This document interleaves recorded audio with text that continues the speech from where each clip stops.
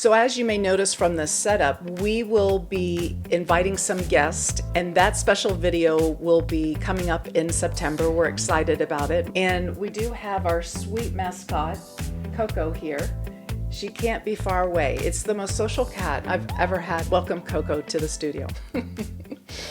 Welcome, everyone, to the Intentional Marriages Podcast. And today we're going to be talking about the weekly check-in, one of our favorite tools that's helped us so much in our marriage. Can't wait to dive into this today. Yes, and I'll be sharing how I royally messed up when I did this exercise. I love when you talk about how you mess up. I thought that was my job to mess up. So, it's going to be fun. Can't wait to hear about it. I can't wait to share.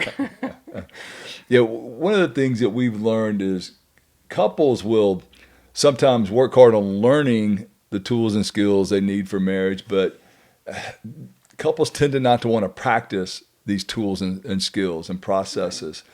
And so the weekly check-in is a wonderful way to be intentional. And the example I use, I can watch YouTube and get on golf and get golf lessons, but I'm not going to be a very good golfer if I don't go out and practice. And that's the same way with marriage skills. Right. We can listen to podcasts and watch YouTube videos and read books about skills and tools and processes on marriage. But if we don't practice them, we're not going to be very good at it, which means we have to be intentional. But most people think, I'll just use the skills when I need them. And that's not the way it works. Unfortunately, no. And we'll find that when couples come back and they want to work through an issue, one of our first questions is, how's the weekly check-ins been going? And they're like, we haven't done those in the last few months. And it happens to us too. When we don't intentionally check in with each other, we find we have smaller issues that seem even bigger. Right. So it's understandable if we're not going to practice marriage skills that we're not going to be very good at it. And it's funny, we're so intentional in every other area of our lives, right? Whether it's finances or health or our job, career. But marriage is the one place we don't practice a lot. It feels like if we love each other, we should just be able to coast. I don't think we intentionally think that in our mind, like, I'm just going to coast. I'm not going to put any effort into this. But it just feels like we should get along. And then I think we're shocked when we don't get along and we're like, wait, what? I thought he loved me. I thought she loved me too. And I think that's where things go off the rail and they're confused as to why it doesn't work. Absolutely. Well, before we jump into the actual process of the weekly check-in, a couple things that are really important is, one, to be emotionally safe, to come to it in a calm state and know that our spouse may say something we don't like or agree with, but be committed to be emotionally safe, to be calm and to not react negatively. Yeah, and I think when people hear about this process, being emotionally safe means that you want to present yourself with a good tone, good body language, your delivery, but you can still be irritated on the inside. You could be gritting your teeth while you're trying to be emotionally safe. We're not asking you to pretend not to have those feelings, but in order to be in this conversation, sometimes when your spouse says something that you don't like, it's going to sting. And that's the practice in this, is being able to hear something hard and stay in the conversation in order to listen or deliver it without a bad tone. And it's so important to be curious. Right? In every area, we're not going to just talk about hard stuff. We're going to talk about fun stuff. But even in the fun stuff, we need to be curious. Be good listeners. Ask a lot of curious questions through the process. And that brings up a good point that in this exercise, if you're at a really, really hard place, there's 4 steps. We're going to ask you to skip step number 3 and practice on the easier steps, 1, 2, and 4. And we'll go through those steps. The other thing that's really important is to find a time each week that's really good. The timing is really important when you do this. True. You need to be, in a calm space. You need to be refreshed if possible. We know parents with young kids and jobs are like, I'm never fresh. I'm always tired. We understand. So let's just say when you're the freshest, not meaning that you might be fresh. So when we started doing this years ago, work was really crazy for me. And so we found, the best time for us was late Saturday morning because, I'm a morning person. Danielle's an evening person, so we had to kind of do late morning. So it was good for her. And then Saturdays when I just kind of was the most relaxed and felt the best. Sunday afternoons weren't that great because my brain was already getting ready for the week coming up. And of course, Friday nights I was just a vegetable and I just wanted to veg. So, and we would do kind of date nights on Friday night because we could just relax. So late Saturday mornings. But for you, pick the time that really works best for both of you. Once again, you're going to have to compromise on when that's going to be. So it's when it's best for both, not just when it's best for one of you. You brought up a good point. There was a couple that had learned this weekly check-in, and she goes, "It just didn't go well on our date night." And I was like, back up. This isn't meant for our date night. It's not date night. No, this is not date night material. Yeah, right. So make this separate from your dates. Yeah, good point. Really good point. All right, so this weekly check-in, and you can add to this and take from it. We're going to share with you the 4 things we do in our weekly check-in. And we learned this, but we actually learned this before we got married when we were in our doing... intimate encounters. Yeah, through North Point Church. So before we got married. And they called it a staff meeting in hopes that the men would join. Yeah, they called it a staff meeting. The men might be better to join. But yeah, so we learned it then, and it's been so powerful. So, but once again, you can tweak this, add or take away from it. But these are the 4 things we do. We start out with our going over our weekly schedule. So we look at the schedule up for the upcoming week. It's pretty simple conversation. The obvious benefit is we're aligned on, communication wise, we don't miss something if there's an important thing coming up this week. But one of the things that was neat that came out of a byproduct that we didn't intend was, I might share with Danielle that I have an important meeting come up that I was a little nervous about on Tuesday at 3:00. And I'll never forget, after I did that, like at 2:59, my phone buzzed and I looked down and there was a text from Danielle that said, "I'm praying for your big meeting today." And so she started doing that over time, and without me asking, it was just something she did on her own, and it was so powerful, and it meant the world to me. So, or I could have a big meeting or a doctor's appointment, and I receive the same. I get a text, "How did it go?" And so just knowing what your spouse's world is, what's happening.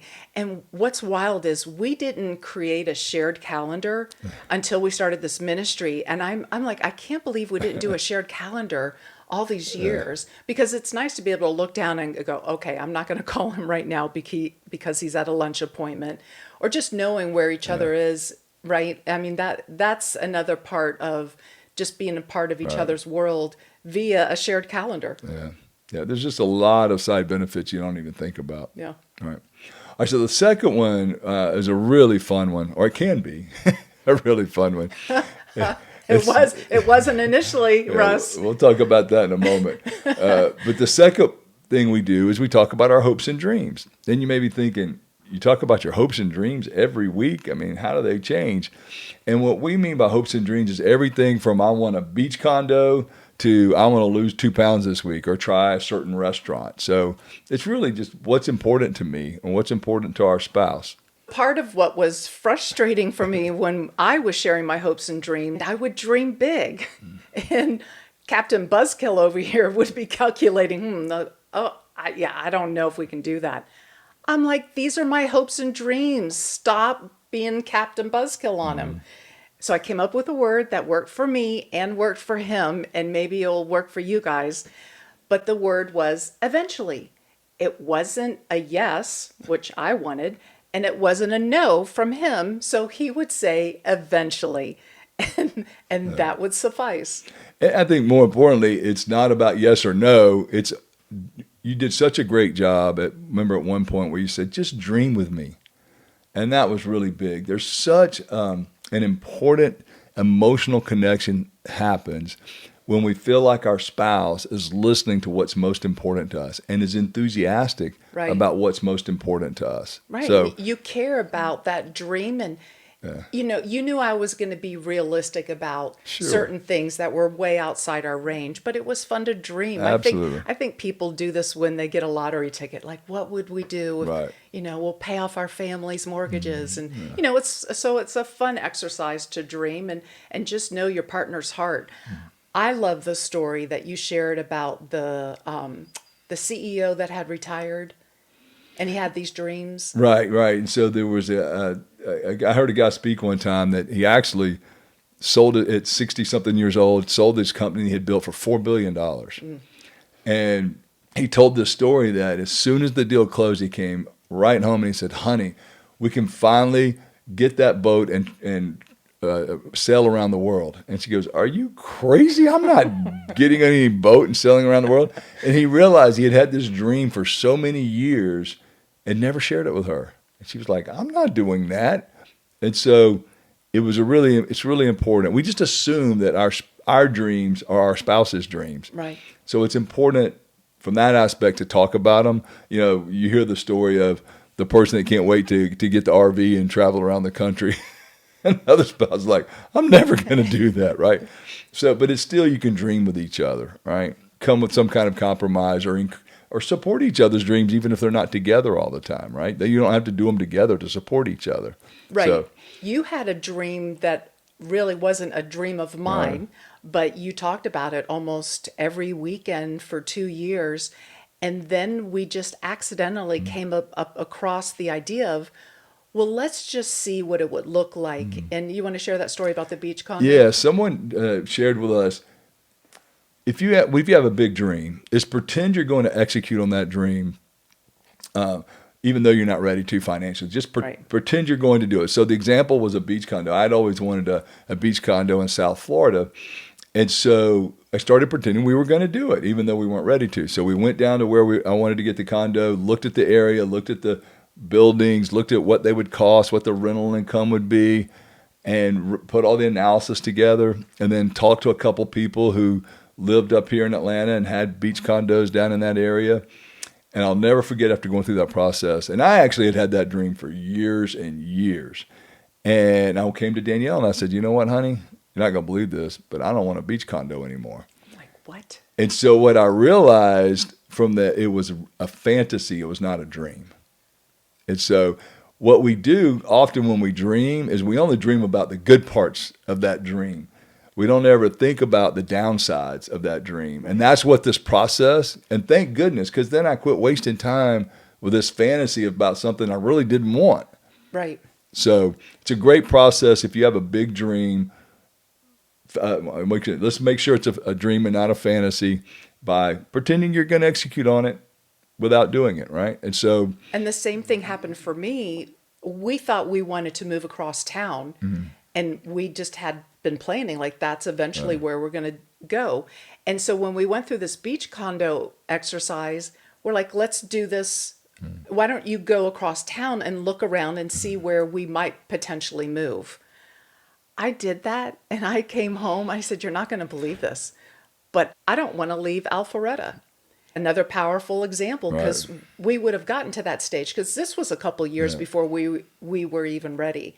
We would have gotten to that stage and then started the process of, wow, no, I love right where we live. right, absolutely. So once again, the key here is dream with each other, get enthusiastic with each other, listen, ask curious questions. And to me, the greatest benefit is it really builds an emotional connection between you and your spouse. So Right. very fun. All right, let's get to the next one. This one's probably the biggie. It's called the frustration conversation or the frustration exercise. So what we do here is this is where we've got to be emotionally safe because we're going to ask our spouse, hey, have I done anything to hurt you or frustrate you this week? And then we're going to go through the process that's the exact same process as the repair process that we've done before. It's just it's a different question. The first question is different. Instead of saying, hey, what's your perspective on what happened last night? We're saying, hey, have I done anything to hurt you or frustrate you this week? And this is why most couples won't do the weekly check-in, is because of this step. I'm not so sure I want to go revisit something that frustrated you and us have a fight because the weekend's going so well. We're both in a good mood. But let's also share, if we don't, what happens. Yeah, well, if we do it and we do it well, if we share our frustration by owning our role in the frustration, which we've talked about before, and then we validate each other's feelings, which we've talked about before, if we do those things, then actually what we're scared this is going to cause even more tension by asking the question, have I done anything to frustrate you or hurt you this week? Instead, if we listen and get curious and validate feelings, and they're going to say something we don't like or agree with, but stay more focused on their feelings than my perspective, it's actually going to build an even closer emotional connection. And that was such a surprise to us, but that is also what encouraged and motivated us to keep coming back to do this exercise. Absolutely, because once you do it and you feel better, and it allows you to process these smaller frustrations and smaller hurts that don't build up over time. And then when a big one comes, you've got the skill. This is of all of the four tools and skills we're going to go through here. This one is the one we need to practice the most. It's the one that people don't want to practice, but it's the one that needs to be practiced, because when a big frustration happens or a big hurt happens, we need this skill of how to process that, how to be curious, how to validate feelings, how to own our role in our frustration, right? And then how to work together on how to come up with a common solution of keeping it from happening going forward. Right. So, to be fair to all of you, I need to share how I messed up so bad. Do tell. So we would take our walk. Like, I actually liked walking while we did this exercise. I'm a turtle, Russ is the tiger. I just felt safer walking side by side versus like looking at each other. And so that helped me. And walking calms you down. And yes, that it did that. For almost a year and a half, I know this sounds like a really long time, for almost a year and a half, on this step of the frustrations, Russ would ask me, have I done anything to frustrate you this week? And I would share one or two things with him. Or 7 or 8. Or 7 or 8. That's a, no. Yeah, I'm just kidding. Okay. It wasn't that many. It wasn't that many. And now you made me lose my train of thought. And I would share those things, and then I would say, have I done anything to frustrate you? And he's like, no, we're all good. And all of a sudden, after about a year and a half of this, which is crazy that I waited that long, I said, I've noticed on our weekly check-ins that you don't bring up anything, and I know I'm good, but I don't think I'm that good that I'm not frustrating you during the week. So you need to come Saturday with something, okay? And so he did.